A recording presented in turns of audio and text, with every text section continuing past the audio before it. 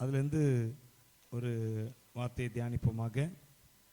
என்னாமத்தின் புஸ்தகத்தில் 32ஆம் அதிகாரத்தில் 20, 21, 22, 23 வசனங்கள். என்னாகமும் 32, 20, 21, 22, 23.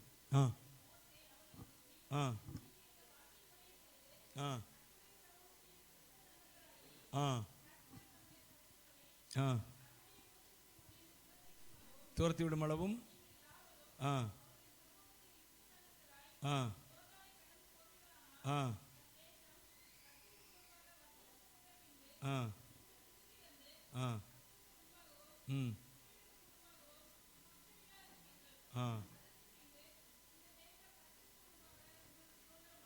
சுதந்திரமாகும்.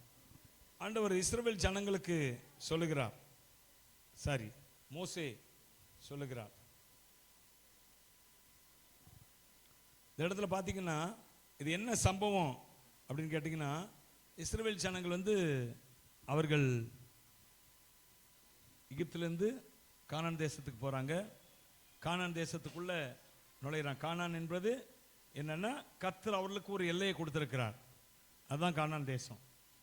கானான் தேசம் என்பது என்னன்னா, அநேக புறஜாதிகளுடைய தேசத்தை கர்த்தர் ஒன்றாக்கி தம்முடைய ஜனங்களுக்கு கொடுக்கிறார். 7 விதமான ஜாதிகள், புறஜாதிகள். அதெல்லாம் கேட்டு ஏத்தியர், எபூசியர், ஏனாக்கியர், கானானியர். கானானியர்னு பொதுவாக சொல்கிறாங்க. கானானியர் என்பதும் ஒரு ஜாதி. அப்படி ஒரு 7 ஜாதிகள் இருக்கிறாங்க. அந்த 7 ஜாதிகள் ஆண்ட அந்த தேசத்தை தான் முழுவதுமாக தம்முடைய ஜனங்களுக்கு எல்லையாக கர்த்தர் சொல்கிறார். சொல்லி இந்த எல்லையை நீங்கள் வைத்துக்கொள்ளுங்க, இதை நீங்கள் பிரித்து கொள்ளுங்கள் என்று சொல்லுகிறார்.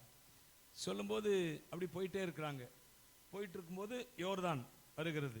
யோர்தானுக்கு முன்னாக ஒரு தேசம், கிளையாத் என்று சொல்லப்படுகிற ஒரு தேசம் வருகிறது. அப்போ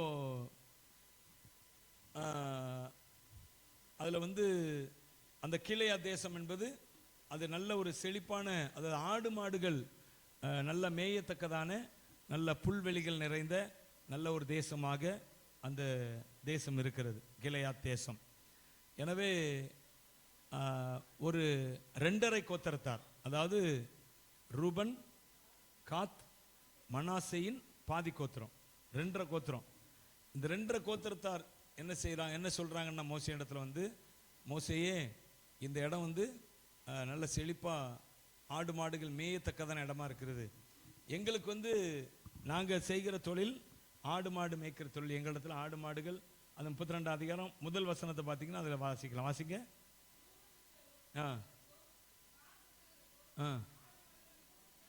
இருந்தது.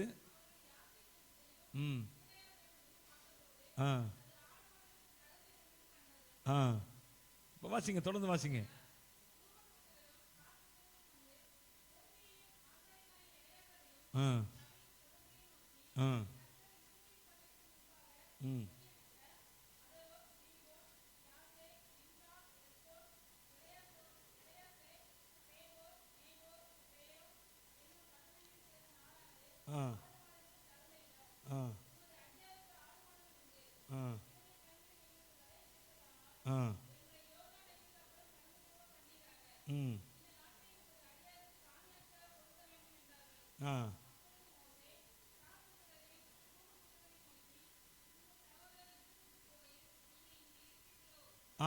பார்த்தீங்கன்னா இந்த இடத்துல அவங்க சொல்றாங்க, ரூபன், காத் இந்த 2 கோத்திரத்தார். அதுக்கப்புறம் மனாசேயின் பாதி கோத்திரமும் அவங்களோட சேர்ந்து கொள்ளுகிறது அந்த கிளையாத் பகுதியை சுதந்திரிப்பதற்கு. அப்போ ஒவ்வொரு பகுதியும் ஒவ்வொரு கோத்திரத்துக்கு கொடுக்குறாங்க. இந்த 2.5 கோத்திரத்தார் என்ன செய்யறாங்க, எங்களுக்கு இந்த இடத்த தந்துருங்க, யோர்தானுக்கு அப்புறம் போகாம யோர்தானுக்கு இந்த புறம். ஏன்னா இவங்க மீதியான இடங்களை சுதந்திரிப்புக்கு எங்க போகணும்னா யோர்தானுக்கு அப்புறம் போகணும். இவங்க அப்புறம் போய் நிறைய இடங்களை அவங்க இன்னும் அங்கே நிறைய புறஜாதி யார்கள் ஆண்டு கொண்டிருக்கிறார்கள், அவர்களுடைய பராமரிப்பில் இருக்கிறது. அவர்கள் எல்லாம் ஜெயித்து அவர்கள் அதெல்லாம் அவங்க சுதந்திரிக்க வேணும். அப்போ இவங்க இந்த 2.5 கோத்திரத்தார் என்ன செய்யறாங்க, எங்களுக்கு இங்கேயே கொடுத்துருங்க, ஆடு மாடுகள்லாம் எங்களுக்கு ரொம்ப இருக்குது, இது மேய்ச்சலுக்கு தகுந்த நல்ல செழிப்பான இடமா இருக்குது, இங்கே கொடுத்துருங்கன்னு கேட்கும்போது தான் மோசே சொல்றாரு, நீங்க உங்கள் சகோதர யுத்தத்திற்கு போகையில் நீங்க இங்கே இருப்பீர்களோ அப்படின்னு சொல்லி கேட்கிறார். அப்படி நிறைய பேசுறார்.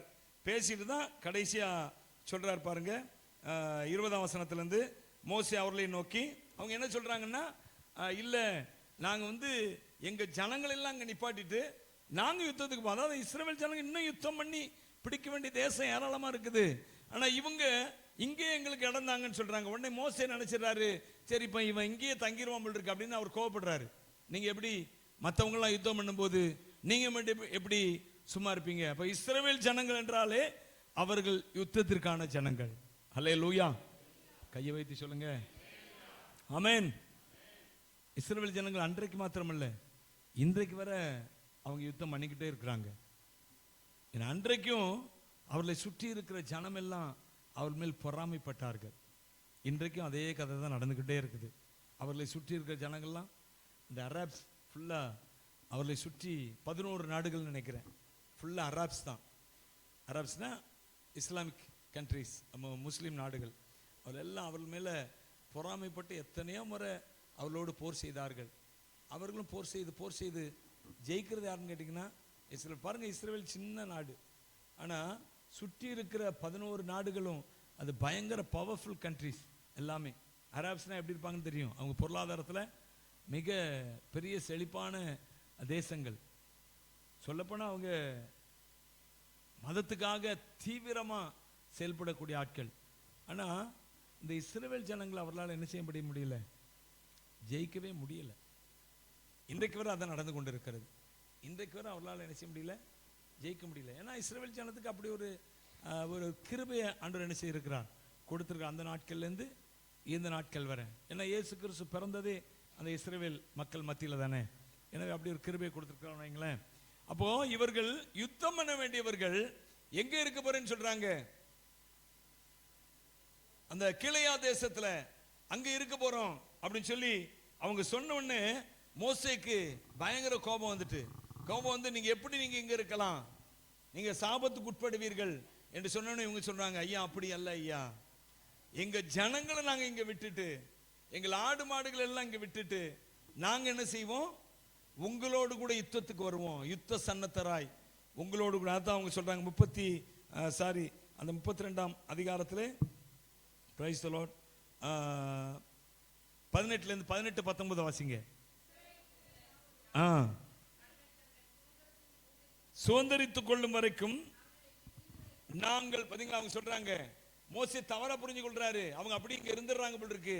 நாம மட்டும் இவன் ஈஸியா கிளையத்தை பிடிச்சிட்டு உட்காந்துருவான், நாம மட்டும் என்ன செய்யிட்டு இருக்கணும், யுத்தம் பண்ணி போயிட்டே இருக்கணும், ஒவ்வொரு இடத்தையா பிடிச்சு ஜனங்களுக்கு கொடுக்கணுமா, நீங்க உட்காந்துக்கிடுவியா அப்படின்னு சொல்லி மோசே கோபப்படுறாரு.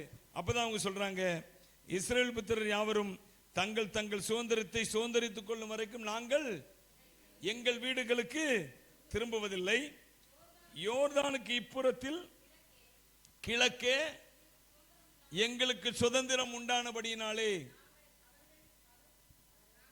அவர்களோட கூட சுதந்திரம் வாங்க மாட்டோம். அவங்க 2 காரியம் உறுதி சொல்றாங்க. என்னன்னா, ஒண்ணு, நாங்க யுத்தத்துக்கு போவோம், அவங்க கூடயே போவோம், எங்களுக்கு இங்க இடம் கொடுத்தாலும் நாங்க சும்மா அங்க உட்கார மாட்டோம், அவங்க கூடயே போவோம். 2, நாங்க யுத்தத்திற்கு அங்கெல்லாம் வந்தனால அங்க இடம் வாங்குவோம் என்று சொல்லி எங்களை குறித்து தவறா என்ன செய்ய வேண்டாம், நினைக்க வேண்டாம். எங்களுக்கு யோர்தானுக்கு அப்புறத்தில் என்ன வேண்டாம், சுதந்திரம் வேண்டாம் அப்படின்னு சொல்றாங்க.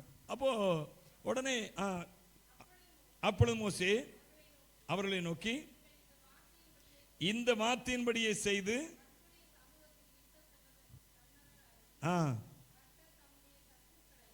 கர்த்தர் தம்முடைய இதுதான் நாம் வாசித்தோம் முதல்ல 2 வசனம். கர்த்தர் தம்முடைய சத்துருக்களை துரத்தி விடும் அளவும்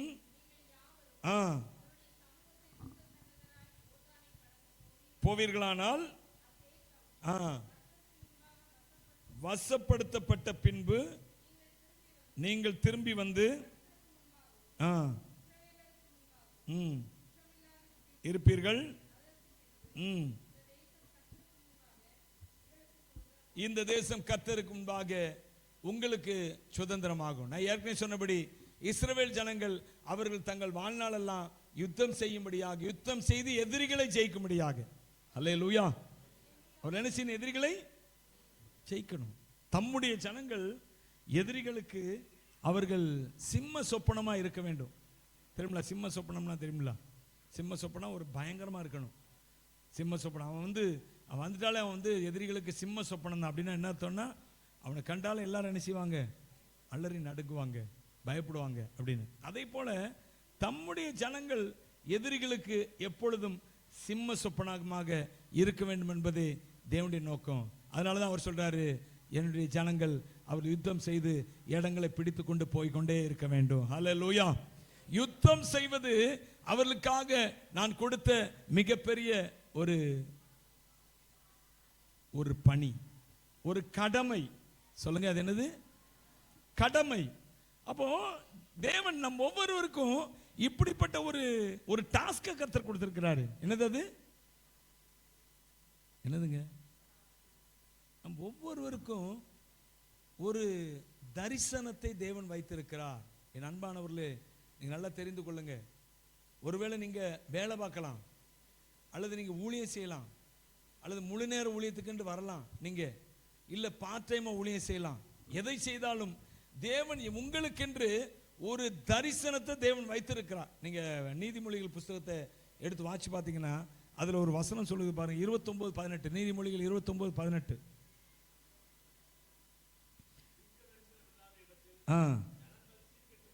தீர்க்க தரிசனம் இல்லாத இடத்தில் ஜனங்கள் சீர்கெட்டு. அந்த தீர்க்க தரிசனம் என்ற இடத்துல இங்கிலீஷ்ல என்ன போட்டிருக்கு கேட்டீங்கன்னா விஷன் அப்படின்னு போட்டிருக்கு. என்னது? விஷன். ஒரு சில பிரதிகள்ல, ஒரு சில இங்கிலீஷ் டிரான்ஸ்லேஷன்ல ப்ராஃபஸின்னு போட்டிருக்குது. நிறைய பிரதிகள்ல என்ன போட்டிருக்கு கேட்டீங்கன்னா விஷன் அப்படின்னு தான் போட்டிருக்கு. விஷன் என்ன அர்த்தம்? தரிசனம் அல்லது தொலைநோக்கு பார்வை. பின்னாடி செய்ய போகிற ஒரு காரியம், அது நம் மனதில் இப்ப நிற்கும். ஹல்லேலூயா. பின்னாடி செய்ய. இது அப்துல் கலாம் சொன்னது போல கனவு காணுங்கள் அப்படின்னு சொன்னதல்ல. தேவன் கொடுக்கிற ஒரு கனவு அல்லது சொப்பனம். கனவுன்னு சொல்லக்கூடாது, அதை என்ன சொல்லணும்? சொப்பனம். அப்போ உங்கள் ஒவ்வொருவருக்கும் தேவன் இந்த ஜனங்கள், இஸ்ரவேல் ஜனங்கள் எல்லாருமே யுத்தம் செய்யணும். அவர் சொல்றாரு, இஸ்ரவேல் ஜனங்கள் எல்லாரும் யுத்த சன்னத்தராகணுமா. வாசிங்க திரும்ப 18ஆம் வசனத்தை வாசிங்க. 32:18 என்னாகமம். இஸ்ரவேல் புத்திரர் யாவரும், நிறுத்திங்க, இஸ்ரவேல் புத்திரர் யாவரும். சொல்லுங்க, இஸ்ரவேல் புத்திரர் யாவரும். அப்போ இன்னைக்கு நாம பார்க்கிறோம், அதுல போடப்பட்டது என்னன்னா இஸ்ரவேல் புத்திரர்ல ஆண் பிள்ளைகள் தான் போடப்பட்டிருக்கிறது. அப்போ இந்த புதிய ஏற்பாட்டு நாட்கள்ல நாம் ஆண் பிள்ளைகள் மாத்திரம்தான் யுத்தம் பண்ணணுமா அப்படின்னு கேட்டீங்கன்னா, பைபிள் சொல்லுகிறது புதிய ஏற்பாட்டில் ஆண் என்றும் இல்லை, பெண் என்றும் இல்லை, அடிமை என்றும் இல்லை, சுயாதீன, எல்லாரும் கிறிஸ்துக்குள் ஒன்றாய் இருக்கிறார்கள். அல்லேலூயா. கிறிஸ்துக்குள் எல்லாரும் ஒன்றாய் இருக்கிறார். அப்போ இன்றைக்கு நாம எல்லாருமே இஸ்ரவேல் ஜனம் என்று சொன்னா, தேவனால் தெரிந்தெடுக்கப்பட்ட ஜனம். நீங்கள் நானும் தேவனால் தெரிந்தெடுக்கப்பட்ட ஜனம். நீங்கள் நானும் ஆவிக்குரிய இஸ்ரவேலர்கள். எத்தனை பேர் ஆமென் சொல்றீங்க? அப்படிதானா? நீங்கள் நானும் ஆவிக்குரிய. அப்போ உங்களுக்கும் எனக்கும், எனக்கு சேர்த்தா சொல்றேன், உங்களுக்கும் எனக்கும் தேவன் தனித்தனியான ஒரு டாஸ்க் வைத்திருக்கிறார். டாஸ்க் என்றா என்ன சொல்ல, எப்படி சொல்ல இங்கிலீஷ்ல, தமிழ்ல? ஒரு வேலைன்னு சொல்வதை விட ஒரு குறிக்கோள் அப்படி சொல்லலாமா? ஒரு தரிசனம், ஒரு குறிக்கோள், ஒரு டாஸ்கை தேவன் நமக்கென்று நியமித்து வைத்திருக்கிறார். எப்போ நீங்க அழைக்கப்பட்டீர்களோ அப்பொழுதே உங்களுக்கான ஒரு தரிசனம் வைக்கப்பட்டிருக்கிறது. இந்த தரிசனம் இல்லாவிட்டால் ஜனங்கள் சீர்கெட்டு போவார்களாம். ஹல்லேலூயா. இந்த தரிசனம் இல்லாவிட்டால்,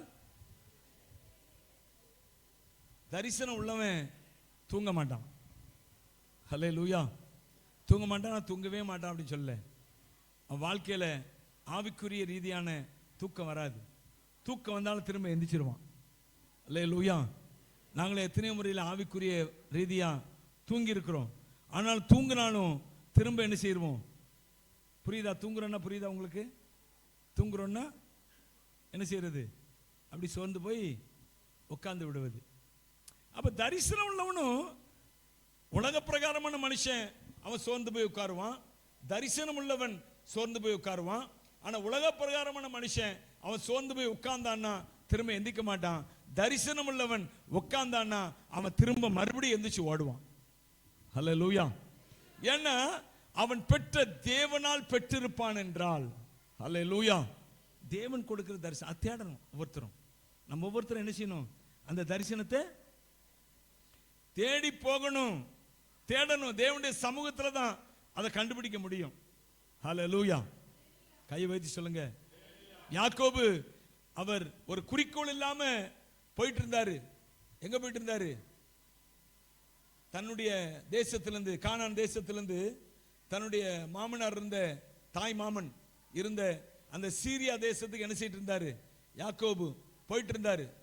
அவருக்கு no vision, there was no vision to Jacob until that day. அந்த நாள் வரைக்கும் அவருக்கு தரிசனம் கிடையாது.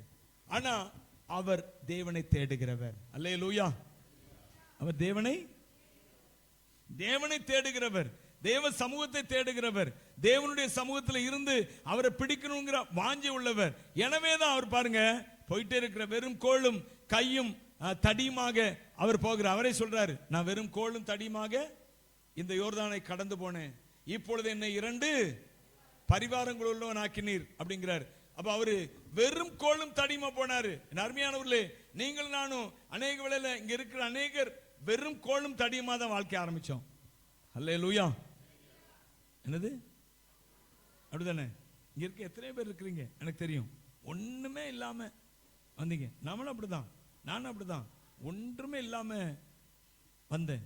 இங்க இருக்கிற அநேகர் அப்படிதான், ஒண்ணுமே இல்ல, பரதேசி கோலத்துல வந்தோம் நாம. எத்தனை பேர் ஆமென் சொல்ல முடியும்? ஹல்லேலூயா. ஒண்ணுமே இல்லாம வந்தாங்க. யாக்கோபு அப்படிதான், ஒண்ணுமே இல்லாம வெறும் கோலும் தடியுமாக கடந்து வந்தார். ஆனால் அவர் தேவனை தேடுகிறவராய் இருந்தபடினாலே யாக்கோபுக்கு தேவன் ஒரு சொப்பனத்தை காட்டினாரு. அல்லேலூயா. அந்த சொப்பனத்தை காட்டி இந்த இடத்தை உனக்கு உன் சந்ததிக்கு என்ன செய்வேனா கொடுப்பேன் என்று சொல்லி கர்த்தர் அவனோடு பேசினார். பாருங்க, அந்த நாள் முதற்கொண்டுதான் யாக்கோபுடைய அந்த சுறுசுறுப்பான நாட்கள் ஆரம்பித்தது. அல்லேலூயா. அதுவரை அவர் எப்படி இருந்தான்னு தெரியல. உண்மையா நாங்கெல்லாம் நல்ல பெரிய சோம்பேறி. இன்னைக்கு சில சமயத்தில் அப்படி இருப்பேன், அது வேற விஷயம். வந்து எப்பவுமே அப்படிதான். ஏன்னா என்ன செய்ய போறோம்? இந்த அத்துவான காட்டுல விட்ட மாதிரி வாழ்க்கை. இன்னைக்கு நிறைய பேர் அப்படிதான் இருக்கிறீங்க. கர்த்தருக்குள்ள வந்தும் தேவனை நெருங்கிட்டீங்க, நீங்க தரிசனம் கொடுக்கிற ஒரு ஆண்டவர் கிட்ட வந்துட்டீங்க. ஆனா இன்னும் அவரை பிடிக்காதபடினால உங்களுக்குரிய காரியங்கள் உங்களால அறிந்து கொள்ள முடியல. புரிந்து கொள்ளுங்க, அறிந்து கொள்ளுங்க அவர் உங்களுக்காக என்ன வைத்திருக்கார் என்று சொல்லி. நீங்க அவரை நெருங்க ஆரம்பித்தீர்கள் என்றால் கர்த்தர் உங்களோடு பேச ஆரம்பிப்பார், உங்களுக்கு தரிசனம் கொடுக்க ஆரம்பிப்பாரு. ஹல்லேலூயா. வேதத்தில் அநேகரை பார்க்கிறோம். யாக்கோபு அந்த நாளில அவன் தரிசனம் பெற்றுக் கொண்டாங்க. ஒரு சொப்பனத்துல தேவதூதர்கள் ஏறுகிற இடங்குமான அந்த இடத்தை பார்த்தான். பார்த்துட்டு கர்த்தர் சொன்னாரு, இந்த இடத்தை நான் உனக்கும் உன் சந்ததிக்கும் கொடுப்பேன். அல்லேலூயா. போன அதுக்கு இப்ப அவன் வாழ்க்கையை பாருங்க. ஆண்டவரே அவனுக்காக நிறைய காரியங்களை செய்கிறார். அவன் மாமன் சொல்றான், ஒவ்வொரு நாளும் சம்பளத்தை மாத்துறான், ஆனால் கர்த்தர் அவனை கைவிடல. ஒவ்வொரு மாதமும் சம்பளம் மாற்றப்பட்டது, ஆனா தேவன் அவனை விடவே இல்லை. அது மாத்திரமல்ல, அவன் நிறைய தாய்மாமன் வந்து அவனுக்கு நிறைய டாஸ்க் கொடுக்குறான். உனக்கு இந்த மாதிரி வரி போட்டது, புள்ளி போட்டது, ஆடுலாம் உனக்கு பார்ட்னர்ஷிப் போடுறான். உழைக்கிறபடினால அவன் சொல்றான், வரி இல்லாது புள்ளி இல்லாதெல்லாம் எனக்கு இப்படி நிறைய அடையாளங்களை சொல்லி சொல்றான்.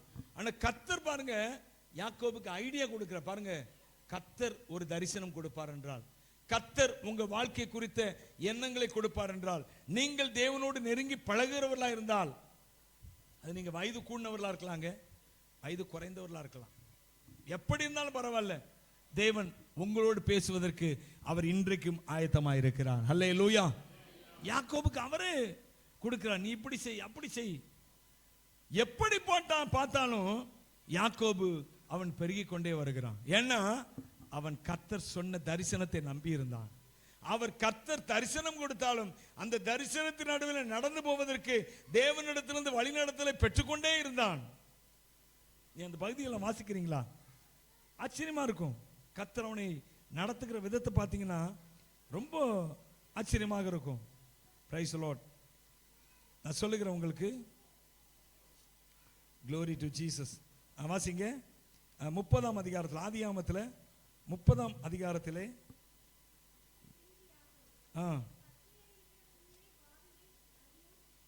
எத்தனை வசனமா சொல்லி வாசிங்க. இல்ல அதுல 30ல இருந்தே வாசிங்க.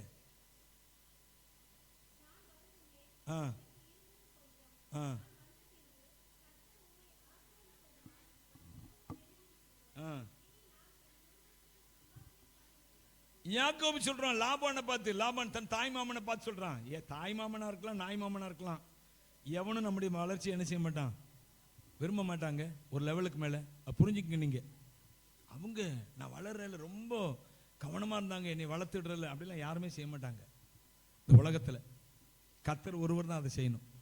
புரிஞ்சுக்கங்க நீங்க. எவர் மேல உங்க முழு நம்பிக்கை வச்சிடாதீங்க. 100% நம்பிக்கை என்ன செய்யறாங்க, யார் மேலையும் வச்சிடாதீங்க. ஒரு கட்டத்துக்கு அப்புறம் இந்த தாய்மாமா வீட்டை தான் நம்பி வந்தான். ஆனா அவன் சொல்றான் பாருங்க, அவன் என்ன செய்தான், இவனுடைய யாக்கோபுடைய சம்பளத்தை என்ன செய்தானா, அவ்வப்போது மாற்றிக்கொண்டே இருந்தானா. ஸ்தோத்திரம். Glory to Jesus. Hallelujah. நீங்க அதே 30ஆம் அதிகாரத்தில் பார்த்தீங்கன்னா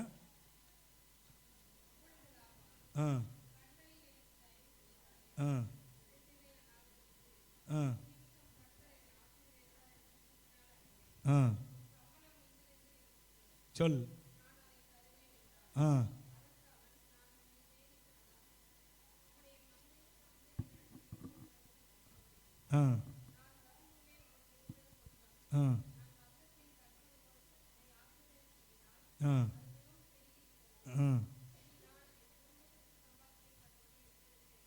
என்றான்.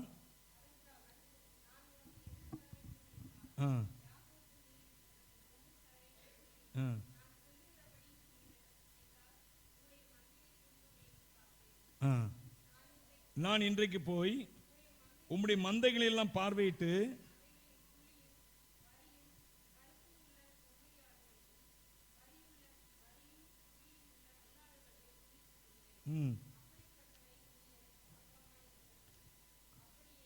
இனிமேல் என் சம்பளம் ஆகியவற்றை இடும்போது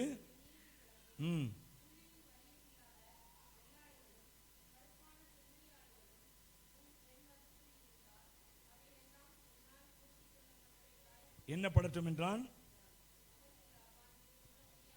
என்று சொல்லி கலப்பு நிறமும் கடாக்களையும் வரியும் உள்ள வெள்ளாடுகள் யாவையும்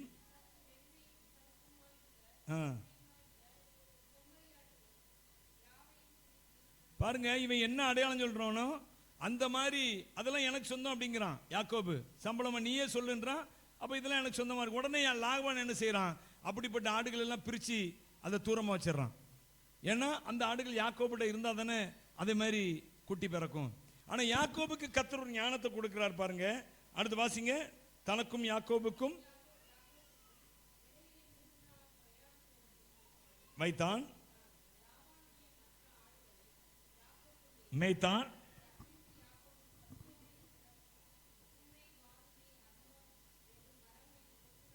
வெட்டி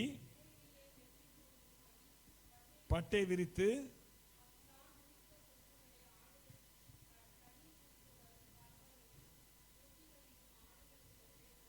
போட்டு வைப்பான். பொழிவதுண்டு,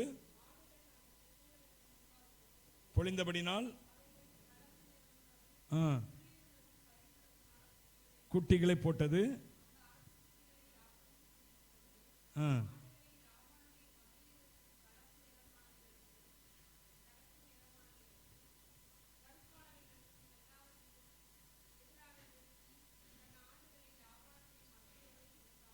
உங்களுக்கு இது புரிய நினைக்கிறேன். அதாவது லாபான் யாக்கோபு எந்த விதமான ஆடுகள் தனக்கு சொந்தமாகும், இனி பிறக்க போகிற ஆடுகள், ஈன போகிற ஆடுகள் எது சொந்தமான அவன் சொன்னானோ அந்த மாதிரி ஆடுகளை பூரா தனியா பிரிச்சு வச்சுட்டான் யாக்கோபிட்ட இல்லாம. ஆனா யாக்கோபு என்ன செய்கிறான், இந்த பொழியிற ஆடுகள் இருக்கு பாருங்க, அவைகளுக்கு முன்பாக இந்த போட்டிருக்கலாம், புன்னை வாதுமை அர்மோன் என்னும் மரங்களின் கொப்புகளை வெட்டி இடையிடையே வெண்மை தோன்றும்படி பட்டை உரித்து. ஆடுகள் பொழியும் போது அதை பார்த்துக்கிட்டே அவைகள் பொழிகிறது. நடக்கிறது என்னன்னா அதை போன்ற குட்டியே பிறக்குது. இது எப்படி சாத்தியம் எனக்கு தெரியல. ஒருவேளை ஆடுகள் வளர்க்குறவங்களுக்கு தெரியுமா தெரியல. ஆனாலும் கர்த்தர் இப்படிப்பட்ட ஞானத்தை கொடுக்கிறாருங்க. அதுதான் முக்கியம். அதுக்காக இந்த பகுதியை உங்களுக்கு நான் காண்பித்தேன். கர்த்தர் யாக்கோபு வெறும் கோலும் தடியுமாக தன்னுடைய இடத்தை விட்டு புறப்பட்டு வந்தான். ஆனா மனுஷர் அவனுக்கு எதிராக இருந்தாங்க. அவன் தாய் மாமனே அவன் நல்லா சாப்பிட்டு நல்லா தூங்கிட்டு இருந்தவரை அவனிடத்துல ஒன்றும் செய்யல. எப்போ வளர்ச்சி அடைகிறானோ அப்போதே அவன் மீது அவர்களுக்கு அந்த லாபானுக்கு பொறாமை வருகிறது. அவன் வளர்ச்சி அடைந்து விடக்கூடாது என்று சொல்லி அவன் என்ன செய்கிறான், அவனை தடை பண்ணும்படியாக அவனுக்கு சம்பளத்தை மாற்றுகிறான். அந்த இடத்த எனக்கு எடுக்க முடியல, சம்பளம் மாற்றினீர் என்று சொல்லி ஒரு இடத்துல அவன் கம்ப்ளைண்ட் பண்ணுவான். அந்த இடத்த எடுக்க முடியல. ஆனா சம்பளத்தை மாற்றுகிறான். அடிக்கடி மாற்றுவேன், கூட்டியா இல்ல குறைச்சி. வாசிங்க.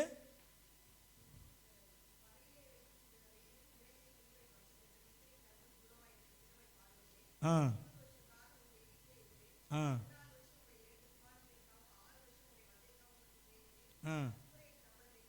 10 முறை பாருங்க. எத்தனை முறை சம்பளத்தை மாற்றினீர்னு அவன் கம்ப்ளைண்ட் பண்றான்னா கூட்டிருப்பாரா சம்பளம்? கம்ப்ளைண்ட் பண்ண அர்த்தம் என்ன அர்த்தம்? குறைக்கிறான் சம்பளத்தை. நான் இவ்வளவு தூரம் இரவும் பகலும் உமக்காக உம்முடைய மந்தைக்காக வேலை செய்தேன், ஆனால் நீர் குறைத்தீர் என்று சொல்லி அவன் கம்ப்ளைண்ட் பண்ணுகிறான். அப்படிதான் இருப்பாங்க மனுஷங்க. நாம வளரும்போது நமக்கு விரோதமாக எழும்புவாங்க. இன்னைக்கு நம்ம வேதத்தில் வாட்சம் பார்த்தீங்களா, சங்கீதத்தில் மனுஷர் நமக்கு விரோதமாக எழும்பின போது தேவன் தாமே நமது பக்கத்தில் இல்லாவிட்டால் அவளுடைய கோபத்தில் நாம் என்ன செய்வோம், எரிந்து போயிருப்போம், அழிந்து போயிருப்போம் அப்படின்னு சொல்றாரு. கர்த்தர் தாமே நம் பக்கத்தில் இராவிட்டால் அவர்கள் கோபம் நம்மேல் எரிகையில் நம்மை உயிரோடு விழுங்கியிருப்பார்கள் என்று சொல்லி கர்த்தருடைய நாமத்துக்கு ஸ்தோத்திரம். நம்மை உயிரோடு காத்த கர்த்தருடைய நாமத்துக்கு ஸ்தோத்திரம் அப்படிங்கிறார். அதே போல மனுஷனுடைய கோபம் எரியலாங்க. மனுஷனுடைய கோபம் எரியும் அநேக வேளையில. நீங்க நல்லா ஆக ஆரம்பிச்சீங்கன்னா அவங்க என்ன செய்ய ஆரம்பிச்சிருவாங்க, நீங்க ஒரு லெவலுக்கு வர்ற வரை அவங்க உங்களை சந்தோஷமா பார்ப்பாங்க. ஒரு லெவலுக்கு மேல நீங்க போகும்போது என்ன நடக்குன்னு கேட்டீங்கன்னா அவங்க கோபம் உங்க மேல எரிய ஆரம்பிக்கும். எனவே எனக்கு அருமையானவர்களே, தேவன் நமக்காக ஒரு டாஸ்கை வைத்திருக்கிறாரு. வைக்கும் பொழுதுதான் நாம பாருங்க, இந்த யாக்கோபு அதுவரை அவன் பெருசா அவன் செய்ய ஆரம்பிக்கல. ஆனால் எப்போ தேவன் இந்த தரிசனத்தை கொடுத்தார், இந்த பூமியை நான் உனக்கும் உன் சொந்த ஜனத்துக்கு என்ன செய்வேனா கொடுப்பேன் என்று சொல்லி ஒரு டாஸ்க் அவன் முன்னால வைக்கிறாரு. அதற்கப்புறம் அவனுடைய வாழ்க்கையை மாறுகிறது. தேவன் ஒன்னு ஆண்டவர் அவன் நெருங்கி சேருகிறான், இன்னொன்று தேவன் அவனுக்காக கிரியை செய்ய ஆரம்பிக்கிறான். எனக்கு அருமையான தேவனுடைய பிள்ளைகளே, இந்த நாட்கள் நான் எதுக்காக இன்றைக்கு வார்த்தை எதுக்கான்னு கேட்டீங்கன்னா, தேவன் நமக்காக ஒரு நல்ல காரியத்தை வைத்திருக்கிறார், உங்களுக்காக நல்ல டாஸ்கை வைத்திருக்கிறார். அந்த டாஸ்க், அந்த தரிசனம் நீங்க சும்மா இல்ல, கொஞ்சம் போராடி ஜெயிக்கணும். அல்லேலூயா. சும்மா எனக்கு தேவன் இதை கொடுத்து விட்டார் என்று திருப்தி ஆகிறவங்களால பெரிய காரியங்களை சாதிக்க முடியாது. கர்த்தருக்கான காரியங்கள்ல திருப்தியாக ஓடிக்கிட்டே இருக்காங்க பாத்தீங்களா. இவங்க இந்த கிளையாத்துல ரூபன், காத், இந்த மனாசேயின் பாதி கோத்திரம், இவங்க உட்காருவேன்னு சொல்லல. ஆனா மோசே என்ன செஞ்சாரு, அவங்க உட்கார்ந்துருவாங்க அப்படி நினைச்சிட்டு அவர் சொல்றாரு, நீங்க உட்கார்ந்தீங்கன்னா நீங்க என்ன செய்வீங்க, கர்த்தரிடத்துல குற்றம் உள்ளவர்களாய் போவீர்கள். இன்றைக்கு நமக்கு அப்படிதான். நமக்கு தேவன் ரெண்டு விதமான டாஸ்க் கொடுத்திருக்கிறாங்க. ஒன்னு உங்களுடைய சொந்த வாழ்க்கையில உங்களுக்கான டாஸ்க். அல்லேலூயா. நீங்க தொழில் செய்கிறவர்களா இருக்கலாம், குடும்ப நடத்துக தொழில் செய்கிறவர்களா இருந்தால் உங்களுடைய தொழிலுக்கான நீங்க இப்படி இப்படி செய்ய வேண்டும் என்று சொல்ல காரியங்களை தேவன் வைத்திருக்கிறார். குடும்பத்தை நடத்துகிறவர்களா இருந்தால் உங்க பிள்ளைகளை இப்படி இப்படி நீங்க நடத்தணும் என்ற டாஸ்கை கர்த்தர் என்ன செய்திருக்கிறார், உங்களுக்கு வைத்திருக்கிறார். அது கண்டுபிடிக்கணும். அது பெரிய டாஸ்கா கூட இருக்கலாம், பிள்ளைகளுக்கான பெரிய ஒரு ஆசீர்வாதமாக நன்மையாக இருக்கலாம். தேவன் உங்களுக்கு யாருக்கு தெரியும், யோசிச்சு பாருங்க. அப்ப எப்ப தெரியும் கேட்டீங்கன்னா, நாம் தேவனிடத்துல நெருங்கி சேரும் போதுதான் அது தெரிய ஆரம்பிக்கும். நாம் தரிசனத்தை தேவனிடத்துல பெற்றுக்கொள்ள வேண்டும் என்றால் தேவனிடத்துல நெருங்கி சேர வேண்டும். ஆண்டவரிடத்துல நெருங்கி சேரும் போது அவர் நமக்காக பாருங்க, யாக்கோபு அந்த ஸ்தோத்திரம் ஆதியாகமத்தின் புஸ்தகத்தில் கடைசி அதிகாரத்தில், கடைசி அதிகாரம் இல்லை, அது கொஞ்சம் முந்தி ஆதியாகம புஸ்தகத்தில் ஸ்தோத்திரம் 39 glory to Jesus ஸ்தோத்திரம் 49 நினைக்கிறேன், சாரி 49 அதிகாரத்தில், ஆதியாகமத்தில் 49 அதிகாரத்தில் யாக்கோபு முதல் வசனத்தை பார்த்தீங்கன்னா, யாக்கோபு தன் குமாரரை அழைத்து நீங்கள் கூடி வாருங்கள், கடைசி நாட்கள் உங்களுக்கு நேரிடும் காரியங்களை அறிவிப்பேன். யாக்கோபின் குமாரரே கூடி வந்து கேளுங்கள், யாக்கோபின் குமாரரே கூடி வந்து கேளுங்கள். அப்படின்னா அவர் என்னிடத்துல வாங்க, யாக்கோபு சொல்றாரு, என்னிடத்துல வாங்க, கூடி வந்து கேளுங்கள், உங்கள் தகப்பனாகிய இஸ்ரவேலுக்கு என்ன செய்யுங்க நீங்க. இது வந்து நம்முடைய ஆண்டவர் சொல்ற மாதிரி நீங்க எடுத்துக்கணும். யாக்கோபு சொல்ற மாதிரி கர்த்தர் சொல்றாரு, நீங்க கூடி வந்து கேளுங்கள், என்னிடத்துல என்ன செய்யுங்க நீங்க கூடி வந்து கேளுங்கள். எவ்வளவு காரியத்துக்கு நாம முக்கியத்துவம் கொடுக்கணும். நான் எப்பவுமே சொல்ற ஒரு வார்த்தை தான், தொழிலுக்கு முக்கியத்துவம் கொடுக்கிறோம், படிப்புக்கு முக்கியத்துவம் கொடுக்கிறோம், நம்முடைய வருமானங்களுக்கு முக்கியத்துவம் கொடுக்கிறோம், ஏராளமான காரியங்களுக்கு முக்கியத்துவம் கொடுக்கிறோம். ஆனால் தேவனுடைய சமூகத்தில் சேர்வதற்கு மாத்திரம் நம்முடைய முக்கியத்துவம் என்ன செய்கிறது, குறைந்து போகிறது. இந்த லியோனார்ட் ரேவன்ஹில் அப்படிங்கிற ஒரு ஊழியக்காரர் இருக்கிறார். அவர் ஜெபத்தை குறித்து நிறைய காரியங்கள் எழுதினார். உண்மையாக அவர் அந்த புஸ்தகத்தை படித்தா பெரிய எழுப்புதல், ஜெபத்தை குறித்த எழுப்புதல் நம்முடைய இதயத்தில் வந்துடும். அவர் சொல்றாரு அதுல ஒரு இடத்துல, இன்றைக்கு கிறிஸ்தவ உலகத்துல ஜெபம் என்பது ஒரு வேலைக்காரியை போல் மாறிவிட்டது அப்படிங்கிறார். எனது ஜெபம் என்பது வேலைக்காரிக்கு என்ன செய்யாது, உரிய மரியாதை குடும்பத்தில் கிடைக்குமா சொல்லுங்க. டேபிள் போட்டு உட்கார வச்சு நீங்களும் வாங்க நம்ம எல்லாம் ஒன்னா சாப்பிடுவோம் அப்படின்னா வேலைக்காரிக்கு மதிப்பு கொடுப்பாங்க? வேலை செய்யறவங்களுக்கு கொடுக்க மாட்டாங்க. இயற்காது. நானா இருந்தாலும், நான் வேலைக்காரனா இருந்தா அப்படிதான். ஒரு முதலாளியா இருந்தா, என்னுடைய சொந்தக்காரர் ஒருத்தர் இருக்கிறாரு, அவரு டேபிள்ல உட்காந்து சாப்பிட்டுட்டு இருந்தா, அவருடைய டிரைவர் அந்த தூரத்துல டேபிள்ல கூட உட்காரக்கூடாது, ரொம்ப தூரத்துக்கு போயிடணும். அவர் கூட எல்லாம் உட்கார்ந்து என்ன செய்யக்கூடாது, அவரு சாப்பிடக்கூடாது. அப்படி ஒரு கண்டிஷன்ல வச்சிருப்பாரு. அப்போ அவர் சொல்றாரு, அந்த ரேவன்ஹில் என்ற ஊழியக்காரர் சொல்ற, லியோனார்ட் ரேவன்ஹில் என்ற ஊழியக்காரர் சொல்லுகிறாரு, ஜெபம் என்பது ஒரு வேலைக்காரியை போல பின்னாடி வைக்கப்பட்டு விட்டது அப்படிங்கிறார். ஜெபம் எங்க வைக்கணும், அவர் முக்கியமான ஆளை போல ஜெபம் வீட்டின் நடுவில் வைக்கப்பட வேண்டும். நான் சொல்றேன், எத்தனை பேருக்கு புரியுது? புரியுதா? நிறைய பேர் புலம்புறோம், வேதனைப்படுறோம், கஷ்டப்படுறோம், கண்ணீர் விடுறோம். எனது வாழ்க்கை இப்படி இல்லை, அப்படி இல்லை, அப்படி ஆகணும்னு நினைச்சேன், இப்படி ஆகணும்னு நினைச்சேன், அப்படி ஆகல, ஆண்டவரத்துல வந்தவொடனே இப்படி ஆகல. எத்தனை பேர் தேவனை நெருங்கி சேர்ந்து இருக்கிறோம்? யோசிச்சு சொல்லுங்க. தேவன் நமக்கு யுத்தம் வச்சிருக்கிறாரு. நான் ஏற்கனவே சொல்லிட்டேன், இஸ்ரவேல் ஜனங்கள் பிறந்ததிலிருந்து கடைசி வரை எப்போ ரட்சிக்கப்பட்டீங்களோ, ரட்சிக்கப்பட்டதா, பிறந்தது என்றால் நான் தாயின் வயிற்றிலிருந்து பிறந்த அந்த பிறப்பு சொல்லல, நீ எப்போ ரட்சிக்கப்பட்டிய புதிதாக எப்பொழுது பிறந்தாயோ அந்த நாள் முதற் கொண்டு உன்னுடைய வாழ்க்கை எப்படிதான் போகணும் தெரியுமா? யுத்தத்திலே போகணும். அல்லேலூயா. யுத்தம் என்ற என்ன யுத்தங்க? என்ன யுத்தம்? ஆவிக்குரிய யுத்தம். அல்லேலூயா. ஆவிக்குரிய யுத்தம் என்ற என்ன அர்த்தம் கேட்டீங்கன்னா, தேவ சமூகத்தில் உட்கார்ந்து அவர் சொல்றாருல, பவுல் சொல்லும்போது சொல்றார், நான் ஜெபங்களில் போராடுவது போல நீங்களும் என்னோடு கூட ஜெபங்கள் என்ன செய்யுங்க, போராட வேண்டும் அப்படிங்கிறாரு. அப்ப ஜெபம் அது ஒரு யுத்தம். அந்த யுத்தம் பண்ணிட்டா போதும், நீ இந்த யுத்தத்தை பண்ணணும்னு அவசியம் இல்லை. உலகத்துல போராடி, படிப்புக்காக போராடி, வேலைக்காக போராடி, அதுக்காக போராடி, வருமானத்துக்காக போராடி, நாள்தோறும் சாப்பாட்டுக்காக போராடி, அதுக்கு போராடி, இதுக்கு போராடி அவசியமே இல்லை. எங்க போராடிடு? தேவ சமூகத்தில் போராடிடு. அல்லேலூயா. தேவ ஜனங்கள் எல்லாரும் அப்படிதான். அவர்கள் ஒரு தரிசன தேவ சமூகத்தை அவர்கள் விடவில்லை. அதுல இருந்து நீங்க யாரை பாருங்க, யோசேப்பு பாருங்க. யோசேப்பு தரிசனத்தை பெற்றுக் கொண்டான். அவன் எங்கேயும் தனியா ஜெபித்ததா எனக்கு பைபிள்ல போடல, தனியா ஜெபித்ததா. ஆனா அவன் சொன்ன ஒரு வார்த்தையில நீங்க புரிந்து கொள்ளலாம், அவன் தேவனோட தனிப்பட்ட முறையில் தொடர்புள்ளவன் என்று சொல்லி. என்ன சொல்றான் அவன்? நான் சொல்றான், தேவனுக்கு விரோதமா நான் இவ்வளவு பெரிய பொல்லாப்புக்கு உடன்படுவது எப்படி அப்படிங்கிறான். அப்படின்னு என்ன அர்த்தம்னா, தேவன் என்னை பார்த்து கொண்டே இருக்கிறார் என்று சொல்லி அவனுக்குள்ள ஒரு சிந்தை இருந்து கொண்டே இருந்தது. எப்படி அந்த சிந்தை இருந்ததுன்னா, இவன் தேவனை பார்த்து கொண்டே இருந்தான். கைத்தட்டி அவரை துதிப்போமா? ஹல்லேலூயா. யோசேப்பு சொல்றான், அந்த போத்திபாருடைய மனைவி அவனை தவறான உறவுக்கு அழைக்கும் போது அவன் சொல்றான், இந்த வீட்டுல என்னுடைய எஜமான், வாசிங்க, இந்த வீட்டில் என்னிலும் பெரியவன் இல்லை, நீ அவருடைய மனைவியா இருக்கிறபடினால் உன்னை தவிர வேறு ஒன்றையும் எனக்கு அவர் விலக்கி வைக்கவில்லை. இப்படி இருக்க உடன்பட்டு எப்படி என்றான். இதுதாங்க ஒரு வார்த்தை, நான் கண்டுபிடித்த ஒரு வார்த்தை இதுதான். என்னன்னா, இவன் தேவனை பார்த்து கொண்டே இருக்கிறான் என்ற சிந்தை உடையவனா இருந்தான். தேவனை இவன் பார்த்து கொண்டே இல்லாமல் அந்த சிந்தை வரவே வராது. எத்தனை பேர் ஆமென் சொல்றீங்க?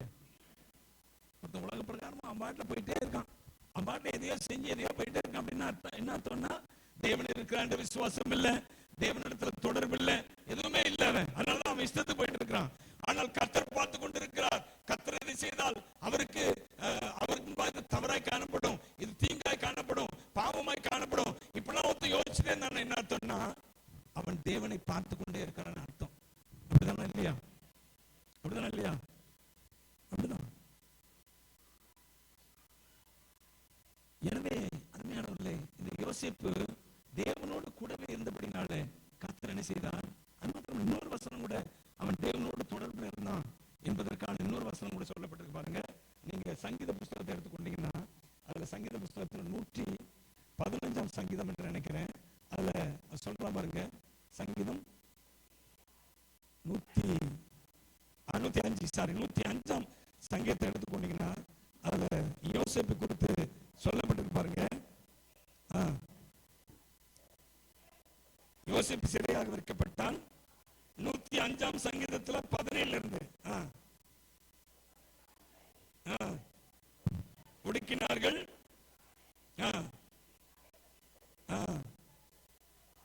கர்த்தர் சொன்ன வார்த்தை நிறைவேறும் அளவும் அவனை புடமிட்டது. அவருடைய வசனம் அவனை புடமிட்டது.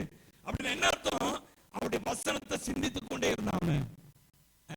வசனம் என்னன்னு சொல்லியிருக்கேன். அவனுக்கு எந்த வசனமும் கொடுத்த மாதிரி தெரியல எனக்கு. அவனுக்கு கொடுக்கப்பட்ட தரிசனம், அந்த தரிசனம் தான் வசனம்.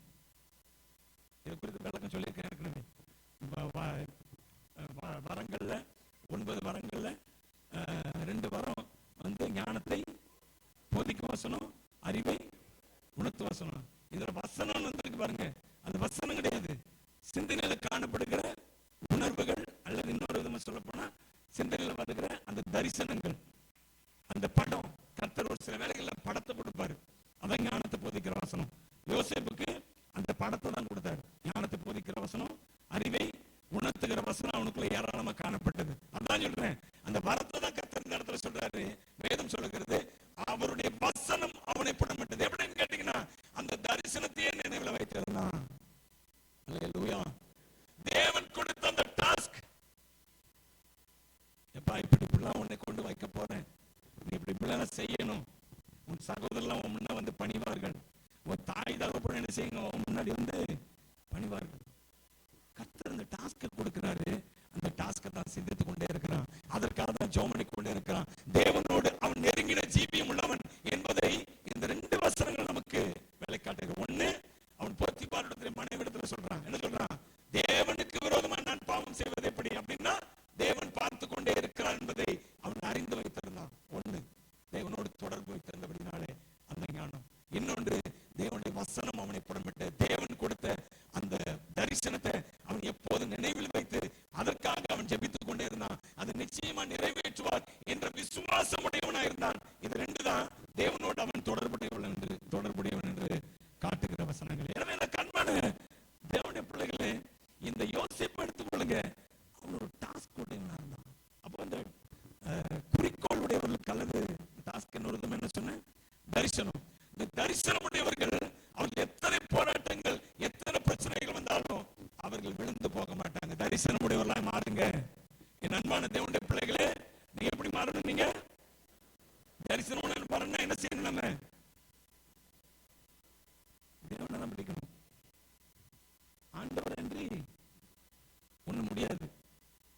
எல்லாவற்றுக்கும் நான் உங்களை முக்கியப்படுத்த என்னன்னு கேட்டீங்கன்னா, ஒண்ணு தேவனோடு நெருங்குங்க, இன்னொன்னு தேவ வசனத்தை அதிகமாக வாசிங்க, தியானிங்க. இது தேவனோடு உங்களை நெருங்க செய்யும். கர்த்தருடைய வசனம் உங்களை தேவனோடு நெருங்க செய்யும். அவரை துதிக்கிற துதி ஆராதனை தேவனோடு கூட உங்களை இன்னும் அதிகமாக நெருங்க செய்யும். விளைவு என்ன தெரியுமா? தேவன் உங்களை குறித்த காரியங்களை அவர் சொல்ல ஆரம்பிப்பாரு. நீங்க யாரா பாருங்க, தேவனுக்காக பெரிய காரியங்களை செய்தவங்களை யோசிச்சு பாருங்க.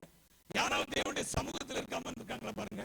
யோசிப்பு சொன்னா யாக்கோபு சொன்ன யாக்கோபை குறித்து வேதம் வசனம் சொல்லுகிறது, யாக்கோபு இருந்தான், அவன் கூடாரவாசியும் குணசாலியுமா இருந்தான்.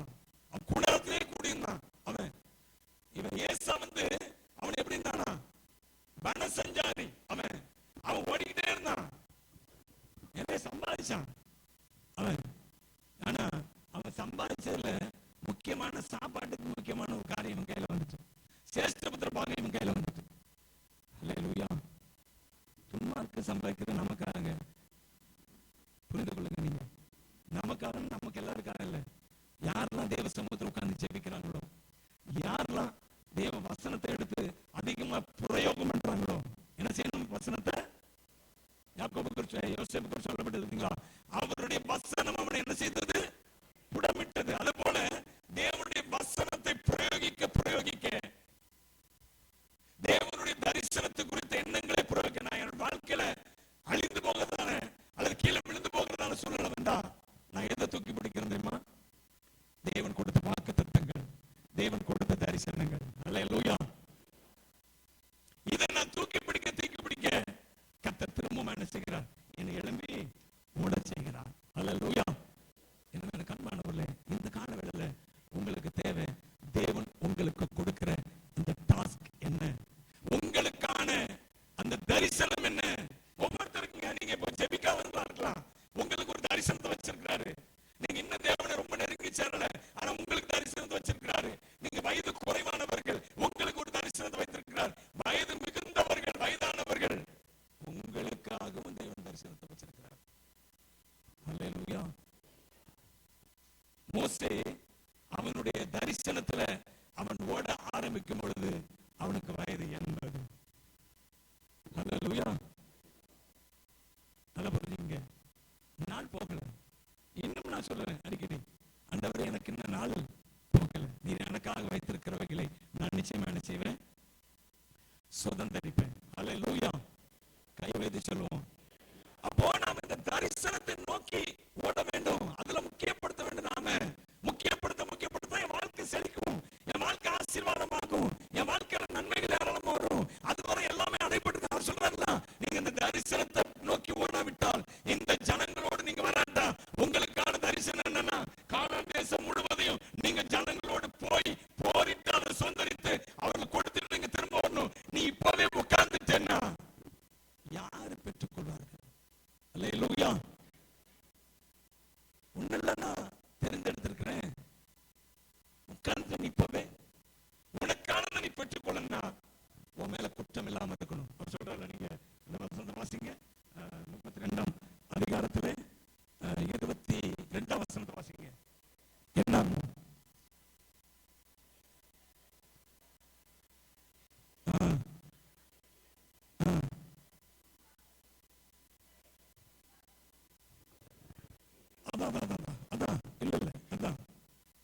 நீங்க அதுக்கப்புறம் உங்களுக்காக கொடுத்த டாஸ்க முடிச்சிட்டு வந்தீங்கன்னா தான் நீங்க குற்றம் இல்லாத இருப்பீர்கள். அப்போ உனக்கான ஒரு தரிசனம் வைக்கப்பட்டிருக்கிறது. அதை நோக்கி நீ ஓட வேணும். அதை நோக்கி உன்னால ஓட முடியலன்னா ஓட வேண்டாம். நீ முதல்ல தேவ சமூகத்தில் உட்காரு. ஒண்ணு ஓடு, இல்லைன்னா உட்காரு. ஓட பலன் இருந்தா ஓடு, ஓட பலன் இல்லட்டா உட்காரு. நான் சொல்ல புரியுதா உங்களுக்கு? தேவன் கொடுத்த தரிசனம் உனக்கு தெளிவா இருந்துச்சுன்னா நீ ஓடு, அதன் பின்பாக. ஓடுவதற்கு பலன் இல்லை, உட்காரு. கர்த்தருடைய சமூகத்தில் என்ன செய்? ஆண்டவரே உடைய சமூகம், அவர் சமூகத்தில் உட்கார உட்கார உட்கார தரிசனம். சில பேர் தரிசனம் என்பது சில பேருக்கு தெளிவா இருக்குங்க. ஆண்டவர் தான் எனக்கு நிர்ணயிச்சார், இதுதான் இந்த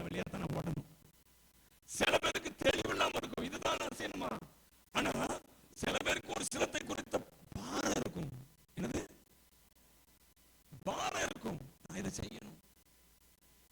ஜார்ஜ் முல்லர் அப்படிங்கிற இன்னைக்கு பாடத்தில் வர, அதை குறித்து நான் படித்தேன் நேற்று. ஜார்ஜ் முல்லர் அவருக்கு கர்த்தர் ஒரு தரிசனம் கொடுத்தார். அவர் சீன தேசத்துல ஊழியம் செய்யற ஒரு ஊழியக்காரர். அவருக்கு ஒரு தரிசனம் கொடுத்தார் ஆண்டவர். என்னது, 7 பிள்ளைகளுக்கான ஒரு ஹோம் ஆரம்பிக்கணும் அப்படின்னு சொல்லி கர்த்தர் தரிசனம் கொடுத்தார். அவர் ஆரம்பித்தா எத்தனையோ போராட்டங்கள். முதல்ல 10 பேரோ 15 பேரோ, எனக்கு அதை சொல்லுவேன், இந்த பைபிள் ஸ்டடியில் சொல்லுவேன், 10 பேரோ 15 பேரை வச்சு அவர் ஆரம்பிச்சாராம். அப்புறம் நாள்பட பெருகி 2000 லட்சம் பிள்ளைகளுக்கு தினந்தோறும் அவர் சாப்பாடு போடுறார். 3 வேளை. அவர் விசுவாச வீரன் சொல்லி கிறிஸ்தவ உலகம் அவரை கொண்டாடுகிறது. ஜார்ஜ் முல்லர் விசுவாச வீரர் என்று சொல்லி. ஏன்னா தினந்தோறும் யார்கிட்டையும் கேட்காம முழங்கால் போடுவார். முழங்கால் போட்டு, கர்த்தாவே நீங்க தான் என்ன செய்த தேவை சந்திக்கணும். எப்படி இல்லாமோ அதுல 1-2 உதாரணங்களை கூட சொல்லியிருக்கிறேன். ஒரு தடவை சாப்பாடு இல்லை, மத்தியான சாப்பாடு டைம் நெருங்கிட்டு ஒரு உடனே ஜெபம் ஆரம்பிக்கிறாரு. அப்ப கூட ஒருத்தர் வந்து, ஐயா சாப்பாடே இல்லை, நீங்க எப்படி சாப்பாட்டுக்காக ஜெபம் பண்றீங்க? ஜெபம் பண்ணுவோம். ஜெபம் பண்ண ஆரம்பிப்பாரு. ஜெபம் பண்ணி முடிக்கும் போது அங்க எங்க இருந்தோ ஒரு பெரிய ரதத்துல சாப்பாடு கொண்டு வந்தாங்க. என்னன்னா, அரண்மனையில் ஒரு விருந்து வைக்கப்பட்டிருந்தது. அந்த விருந்து திடீர்னு கேன்சல் ஆயிட்டு. எனவே அந்த சாப்பாடை பூரா இங்க ராஜா இங்க கொடுக்க சொல்லி அனுப்பிச்சு வச்சிட்டாரு அப்படின்னு சொல்லி கொண்டு வந்து கொடுத்தாங்களாம். இப்படி 2-3 சம்பவங்களை நானே படிச்சிருக்கிறேன். அற்புதமா தேவன் பாருங்க ஒரு தரிசனத்தை கொடுத்தார் என்று. அதான் சொல்றேன், நீ வாழ்க்கையில மேல்மட்டத்தில் இருக்கலாம், கீழ்மட்டத்தில் இருக்கலாம், உயர்ந்த நிலைமையில இருக்கலாம், தாழ்ந்த நிலைமையில இருக்கலாம். உன் வாழ்க்கையில நீ உனக்கென்று ஒரு தரிசனத்தை பெற்றுக்கொள்ள வேண்டும். ஒன்றுமே இல்லாம இருக்கலாங்க, நீ தரிசனம் உடையவனாய் இருந்தால் போதும். என்னை கொண்டு தேவன் இதை செய்வார், எனக்காக தேவன் இதை செய்வார். இந்த காரியம் ஒண்ணு என்னை கொண்டு செய்வார், இன்னொன்று எனக்காக. ஒண்ணு என்னை கொண்டு செய்வார். என்னை கொண்டு செய்வதற்கு தேவனுக்கு இருக்குதா இல்லையா? உங்களை கொண்டு இருக்கா இல்லையா? சொல்லுங்க, இங்க பாருங்க, எடி பாருங்க. என்ன உங்களை கொண்டு தேவன் செய்வாரா செய்ய மாட்டாரா? செய்வாரா? எத்தனை பேருக்கு அந்த விசுவாசம் இருக்குது? என்னை கொண்டு தேவன் செய்வார். ஒண்ணு. இன்னொன்று எனக்காக, கர்த்தர் எனக்காகவும் செய்வாரு, என்னை கொண்டு செய்வார். அல்லேலூயா. 2 விதமான தரிசனங்கள் நமக்கு வேணும்னு சொல்றேன். ஒண்ணு என்னை கொண்டு செய்ய வேண்டியது. அநேக ஜனங்கள் காத்து கொண்டு இருக்கிறார்கள் இந்த உலகத்துல.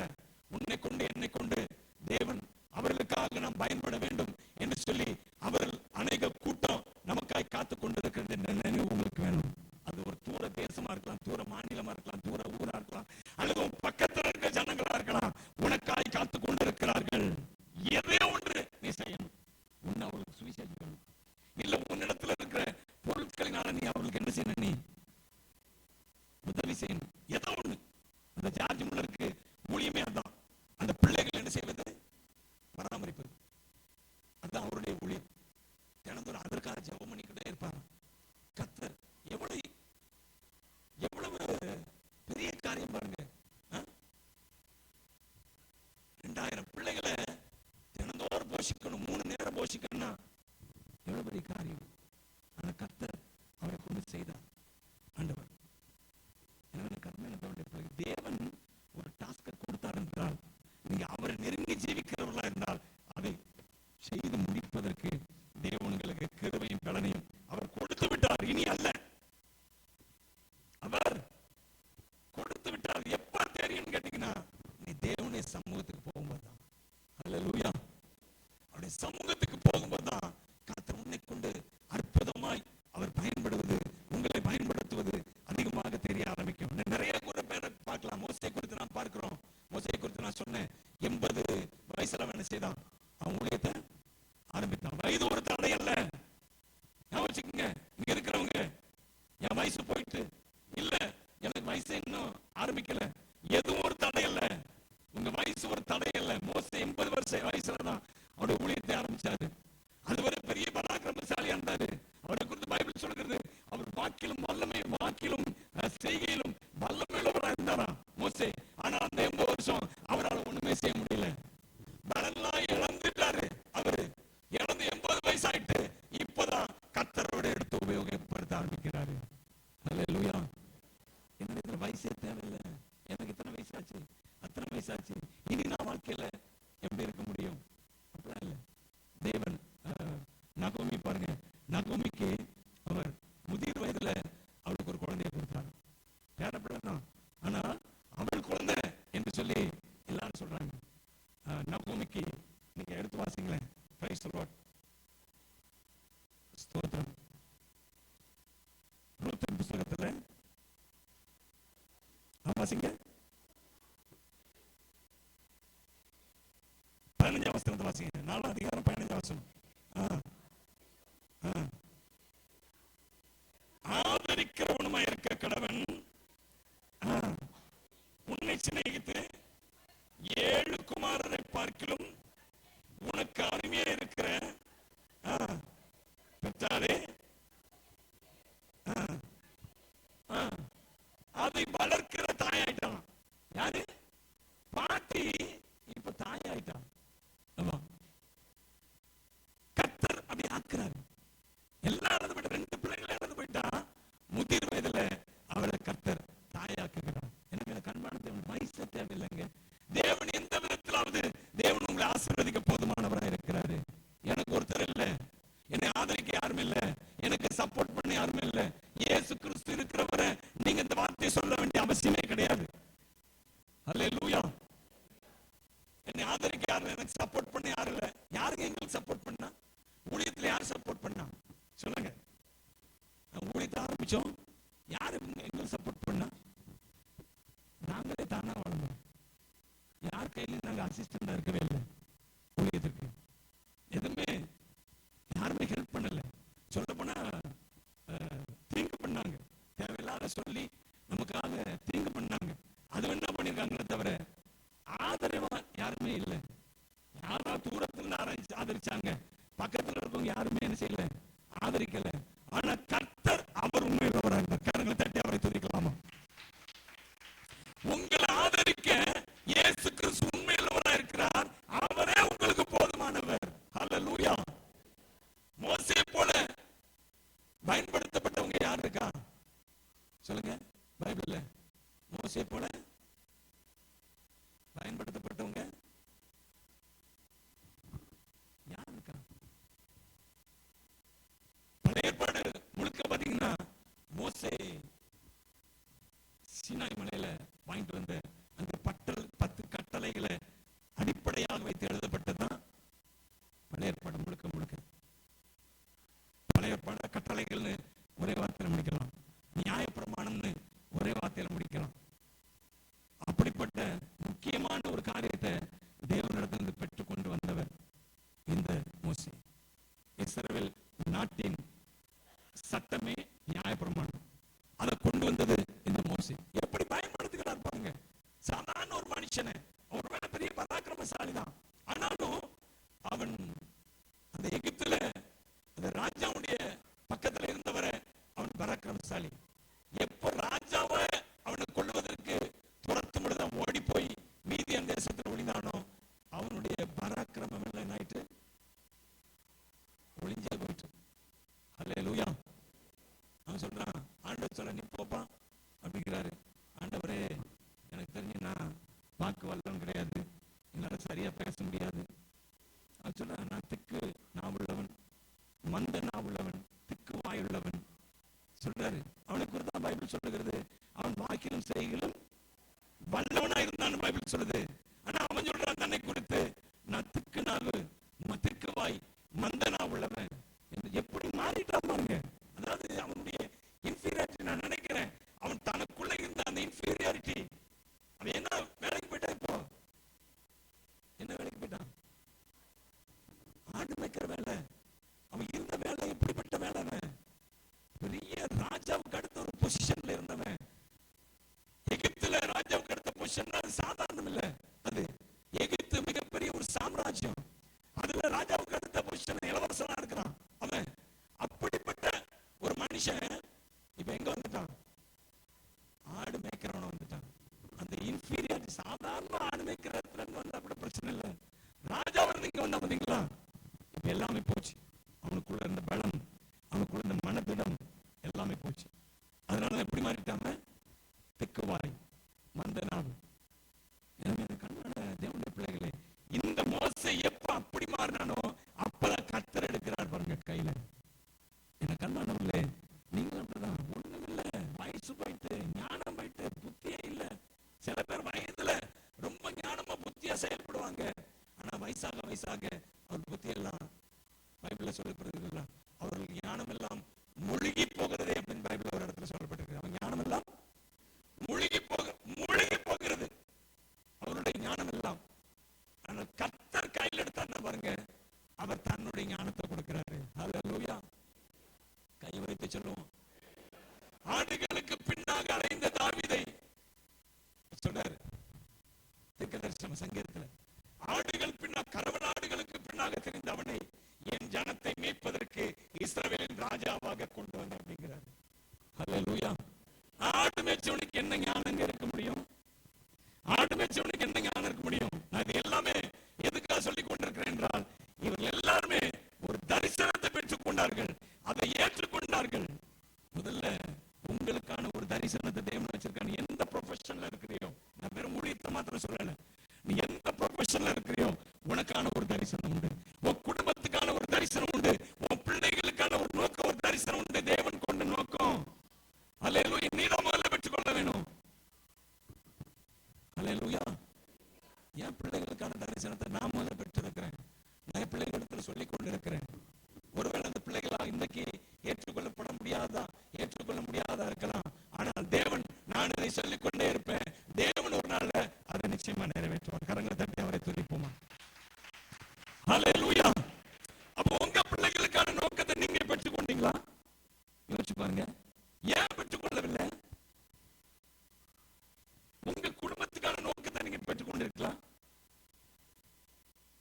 ரெண்டு விதமான நோக்கம் உண்டுங்க. ஒண்ணு உங்க சொந்த, உங்களுடைய குடும்பத்துக்கான, உங்களுடைய குடும்பத்தில் உங்களுடைய தனிப்பட்ட ஆளுக்கான நோக்கம் ஒண்ணு. இன்னொன்று, நாம் சபையாக இருந்து நிறைவேற்ற வேண்டிய நோக்கம் என்று உண்டு. அல்லேலூயா. எத்தனை பேர் ஆமென் சொல்றீங்க?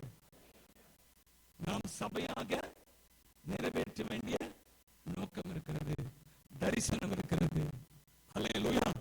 இந்த தரிசனம் நீங்க பெற்றுக் கொள்ளுகிற வரை உங்க வாழ்க்கை அது ஒரு சொன்ன, நம்ம ஏற்கனவே வாச்சோம்ல நீதிமொழிகள் புத்தகத்துல 29ஆம் அதிகாரத்துல 18ஆம் வசனம் வாசிங்க. தீர்க்க தரிசனம் இல்லாத இடத்தில் ஜனங்கள் சீர்கெட்டு போவார். நம்முடைய வாழ்க்கை சீரடையாது. நான் எப்பவும் சொல்றேன்னா, நீங்க வெறுமனே சாப்பிட்டு போவது அது தேவனுக்கு பெரிய காரியம் இல்லை. தேவன் அனுதின சாப்பாடு உங்களுக்கு கொடுப்பாரு. யாரா சாப்பாடு இல்லாம இருக்கிறீங்களா? சொல்லுங்க. அனுதின சாப்பிடவே முடியலைங்க. ஒண்ணுமே சாப்பாடு இல்லாட்டது அம்மா உணவகத்துல போனா 5 ரூபாய்க்கு சாப்பாடு இருக்கு.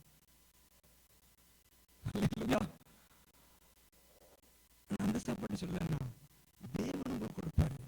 அல்லேலூயா. சாப்பாட்டுக்கு கஷ்டப்படுறவன் விசுவாசி கிடையாது. அல்லது விசுவாசி என்பவன் அவன் சாப்பாட்டுக்காக கஷ்டப்படுற அளவுக்கு தேவன் அவனை எளிநிலை கொண்டு செல்லவே மாட்டான். சாப்பிடுறது பெரிய காரியம் இல்லைங்க. ஆனா அதை பார்க்கல மேலான ஒரு தரிசனம். அல்லேலூயா. சாப்பாட்டுக்காக ஆடு மேய்த்துக் கொண்டிருந்த தாவீது அவனை அநேகரை போஷிக்கிற ஒரு ராஜாவை மாற்றுகிறார். அல்லேலூயா. சக்கரவர்த்தி ஆக்குகிறார். அடுத்து முதல்ல 2 கோத்திரத்துக்கு ராஜாவா இருக்கிறான் தாவீது.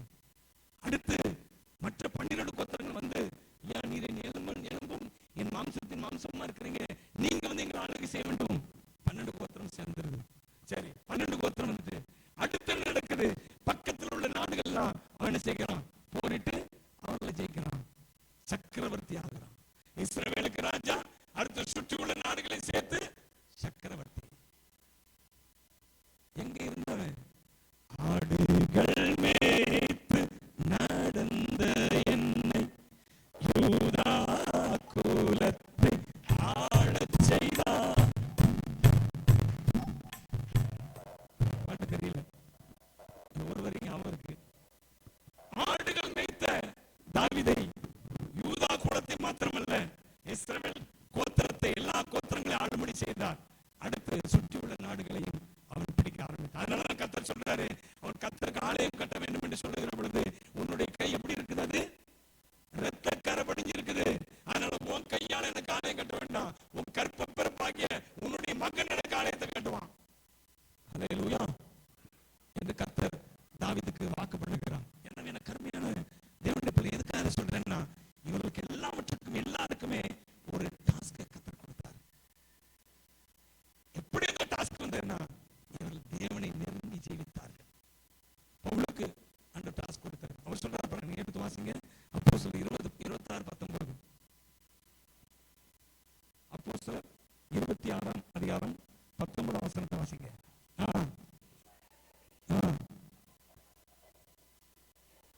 சொல்ற பாருங்க, தன்னுடைய தரிசனத்தை கர்த்தர் கொடுத்த தரிசனத்தை அவன் அப்படியே வரிசையா பேசிட்டு வரான். பேசிட்டு வந்து கடைசியா சொல்றான், அந்த பரம தரிசனத்துக்கு நான். எத்தனை பேருக்கு பரம தரிசனம் உண்டுங்க? பரம தரிசனம் என்றால் பரலோகத்தின் தேவனே எனக்கு கொடுத்த தரிசனம் என்ற அர்த்தம். அந்த தரிசனம் எத்தனை பேருக்கு இருக்குது? சொல்லுங்க, கையில வைத்து சொல்லுங்க. எனக்கு உண்டு, என் குடும்பத்துக்காக தேவன் கொடுத்தது உண்டு. இருக்குதா? தைரியமா வைத்து சொல்ல முடியுமா? உங்க கையை வைத்து உண்மையாவே தரிசனம் இருக்குங்கிறவங்க கையை வைத்து காண்பீங்க. எல்லாரும் கை வைத்த வேண்டாம். கர்த்தர் கொடுத்திருக்கிறாரா? கொடுத்திருக்கிறாரா? அப்ப இந்த தரிசனத்துக்கு என்ன செய்யணும்? நாம கீழ்ப்படியணும். தரிசனம் இல்லாதவங்க நிறைய பேர் இருக்கிறாங்க. அதனால நம்முடைய வாழ்க்கை எப்படி போகுது, என்ன எங்க போகுது தெரியல. அல்லேலூயா.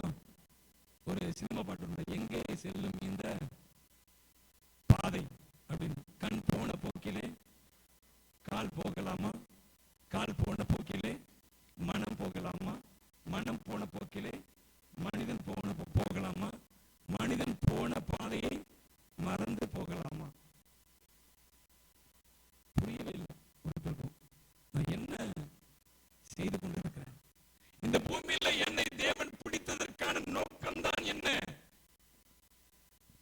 போல் சொல்லுகிறார்களா?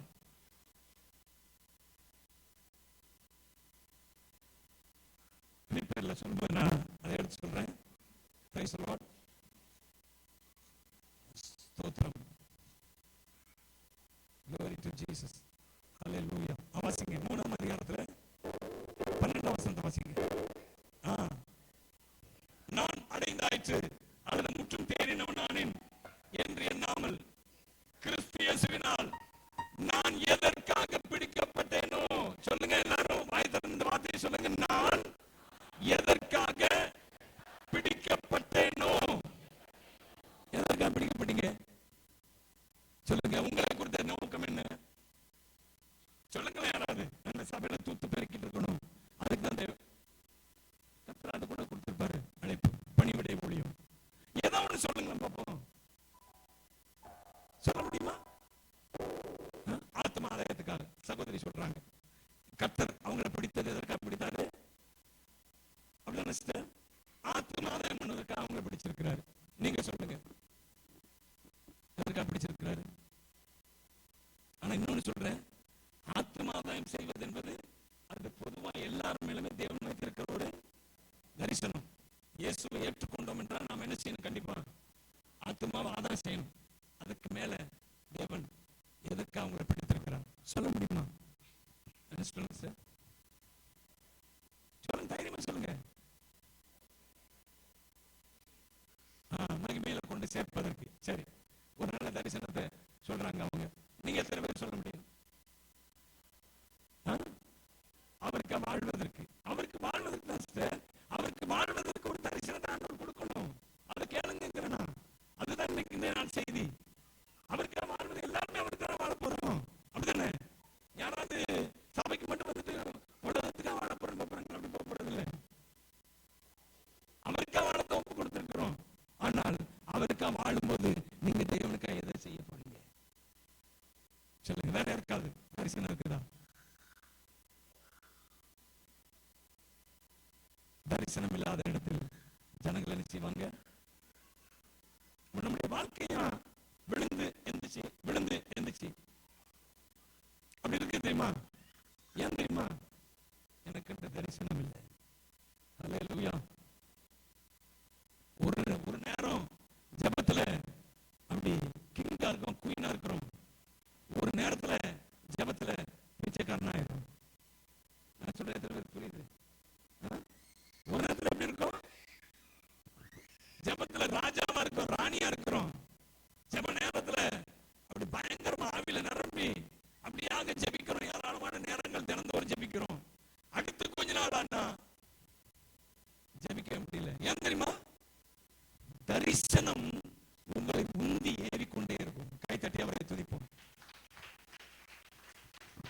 தரிசனம் என்ன செய்யணும்?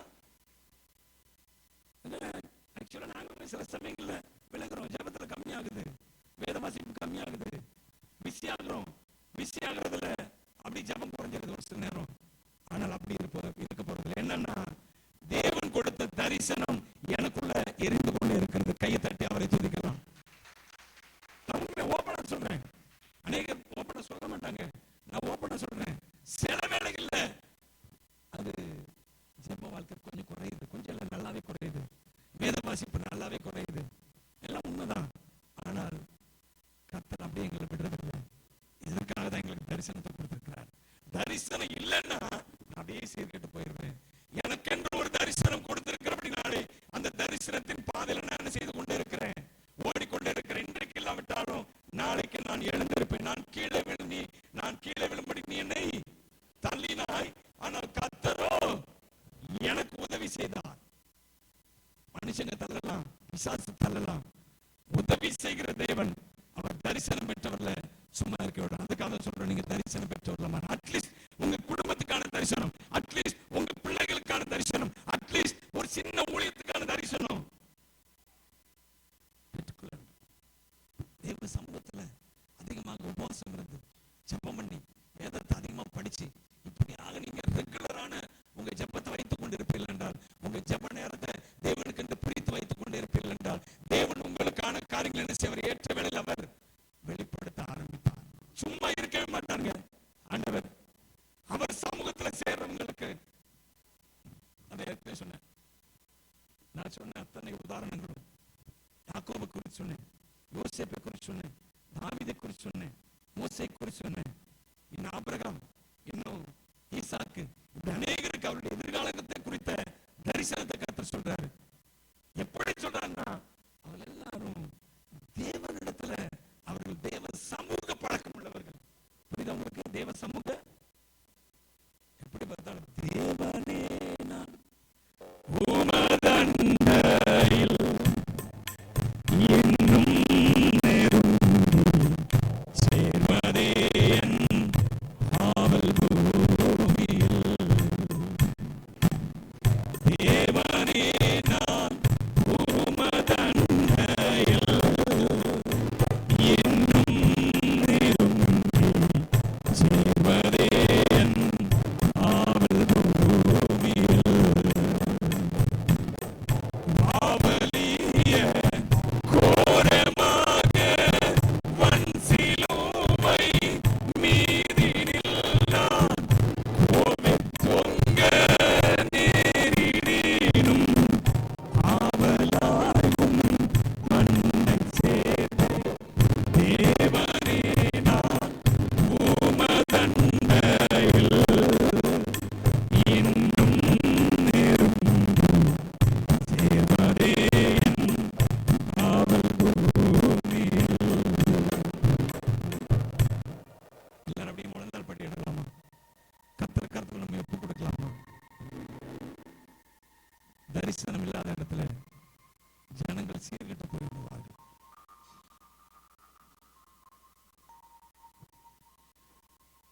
அது இங்கிலீஷ்ல எப்படியா போட்டிருக்கு, விஷன் இல்லாத உங்களோட லைஃப் அது அன்கன்ட்ரோலபிளா மாறிடும் அப்படின்னு சொல்லி. அன்கன்ட்ரோலபிளா மாறிடும். நம்மால கண்ட்ரோல் பண்ண முடியாத, நம்ம இஷ்டத்தை மீறி, நம்முடைய கண்ட்ரோலை மீறி போகிற ஒரு வாழ்க்கையா மாறிடுங்க. தரிசனம் இல்லைன்னா நில்லுங்க, நில்லுங்க. நீங்க இனி வழியில நின்று பூர்வ பாதைகள் எது என்று கேட்டு விசாரிங்க. பாதை எது என்று கர்த்தரிடத்துல விசாரிக்க ஆரம்பி. நில்லு. இதுவரை தாறுமாறா பைபிள்ல ஒரு குரூப் ஆஃப் பீப்புளை குறித்து பைபிள் சொல்லுகிறது, நீ தாறுமாறாக ஓடுகிற பெண்ணோட்டகம் என்று சொல்லு. வாழ்க்கை தாறுமாறா போயிட்டு இருக்குது. ஆமா, கண்ட்ரோல் பண்ண முடியல உன்னால. நின்று உட்கார்ந்து முழங்கால் போட்டு அவளை கத்த சொல்றார், நில், கவனி, புறப்படு, நின்று. பிடிக்க முடியாது சகோதரி, சகோதரி, பிடிக்க முடியாது. விட்டுறாத. இது தேவன் கொடுக்கிற எச்சரிப்பு. அவர் சொல்லுகிறார், நீங்க அவங்களோட யுத்தத்துக்கு போய் அந்த தேசத்தை வசப்படுத்திட்டு வந்துட்டீங்கன்னா தான் நீங்க கர்த்தருக்கு முன்பாக குற்றம் இல்லாத இருப்பீங்க. கர்த்தர் சொல்றார், உங்களுக்கு ஒரு டாஸ்க் கொடுத்திருக்கேன், அந்த டாஸ்கை பிடிங்க முதல்ல, அதுல ஓட ஆரம்பிங்க. அப்பதான் உங்க வாழ்க்கை கண்ட்ரோல் பண்ணுகிற வாழ்க்கையா மாறும். உங்க கையில நீங்க பிடித்து இழுத்த இடத்துல நிக்கிற வாழ்க்கையா மாறும்னா நீ தேவன் உன்னை பிடித்து இழுக்கிற அந்த சூழ்நிலைக்கு வரணும். ஜெப வாழ்க்கை, வேத வாசிப்பின் வாழ்க்கை, இப்படியாக உன் வாழ்க்கை மாறணும். ஆண்டவர் கர்த்தர் உன்னை ஒப்புப்பாயா, ஒப்படைப்பாயா? இல்லை அதுவரை இப்படிதான் போயிட்டு இருக்கும். ஆவியானவரால கண்ட்ரோல் பண்ண முடியல, சபையால உன்னை கண்ட்ரோல் பண்ண முடியல, ஊழியக்காரனால உன்னை கண்ட்ரோல் பண்ண முடியல, அப்ப தேவனால உன்னை கண்ட்ரோல் பண்ண முடியவே முடியாது. நீ பிசாசின் கண்ட்ரோலுக்குள்ள போயிருவே. நீ வேண்டாண்டவரே, வேண்டாம் சொல்லுங்க, வேண்டாம், அந்த நிலைமை எனக்கு வேண்டாம் ஆண்டவரே, எனக்கு ஒரு தரிசனம் வேணும், இது எனக்கென்று என்ன வைத்திருக்கு என்பதை இனி நான் அதை தெரிந்து கொள்வதற்கு நான் முயற்சி செய்வேன். ஆண்டவர் கர்த்தர் கொடுக்கணும், ஆண்டவர் கர்த்தர் கொடுக்கணும். ரிபாலா ஷந்தால தூராபலா ஷபால துக்கரதி யக்கருதன முஷக்கல வனிதர பலப. ஆவியானவரே, நாள் முதல் கொண்டு இந்த பிள்ளைகளுடைய வாழ்க்கை உங்களுடைய கண்ட்ரோலுக்குள்ள நிற்கிற வாழ்க்கையா இருக்கணும். நீங்க தரிசனத்தை கொடுங்கப்பா. இப்ப இந்த காலவேளையில ஒவ்வொருத்தருக்கு தரிசனத்தை கொடுங்க. அவர் என்ன செய்ய வேண்டும் என்பதை குறித்து தெளிவை கொடுங்கப்பா, ஞானத்தை கொடுங்கப்பா. ஆவியானவரே, எல்லாவற்றுக்கும் மேலாக உங்களுடைய சமூகத்தை அவர்கள் பற்றிக் கொள்ளட்டும், தேடட்டும் ஐயா. ஒப்பு கொடுங்கம்மா, ஒப்பு கொடுங்க. உங்களுக்கு தெரியும் உங்க வாழ்க்கை உங்க கண்ட்ரோல் எல்லாம் போய் கொண்டிருக்கிறது தெரியும். நான் எவ்வளவு செய்தும் என்னால ஏன் கண்ட்ரோலுக்குள்ள கொண்டு வர முடியல உங்களுக்கு தெரியும். அப்படிப்பட்ட இந்த கால வேளையில தேவனுக்கு ஒப்பு கொடுங்க. ஆண்டவர் இயேசு உங்களோடு பேசிக்கொண்டு ஜெபத்துல தரித்திரு, தேவ சமூகத்துல தரித்திரு. தேவனிடத்தில் என்னை குறித்து என்ன, உபவாசம் இரு, ஜெபம் பண்ணு, வேதத்தை அதிகமா வாசிக்காத. என்னை குறித்து என்ன, என்னை குறித்து என்ன, என்னை குறித்து என்ன, என்னை குறித்து என்ன, இதுதான் இந்த நாள் முதல் கொண்டு உன்னுடைய ஜெபமா இருக்கணும். என் பிள்ளைகளை குறித்து என்ன, இதான் உன் வாழ்க்கையின் ஜெபமா இருக்கணும். கர்த்தர் உனக்கு அந்த தரிசனத்தை கொடுத்துட்டாருன்னா உன் வாழ்க்கை உன் கண்ட்ரோலுக்குள்ள வந்துடும், உன் பிள்ளைகளுடைய வாழ்க்கை உன் கண்ட்ரோலுக்குள்ள வந்துடும். கொடுப்பீங்களா? உங்களுக்கா ஜெபிக்கிறேன். நல்ல பிதாவை நன்றியோடு துதிக்கிறேன், ஸ்தோத்திரிக்கிறேன். அதனால நீங்க பேசுனீங்கப்பா. ஆண்டவரே, தரிசனம் இல்லாத இடத்துல ஜனங்கள் சீர்கெட்டு போவாங்க.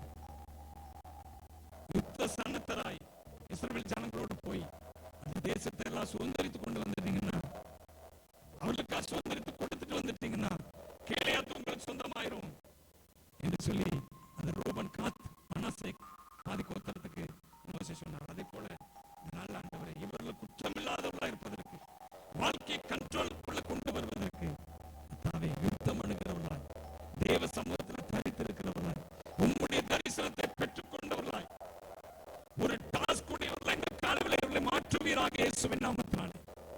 கர்த்தாவுடைய கரத்தில் அர்ப்பணிக்கிறோம். கர்த்தரை பொறுப்படுத்துகிறோம், நாமத்தை பயன்படுத்துகிறோம். இயேசு கிறிஸ்துவின் நாமத்தில் ஜெபிக்கிறோம்.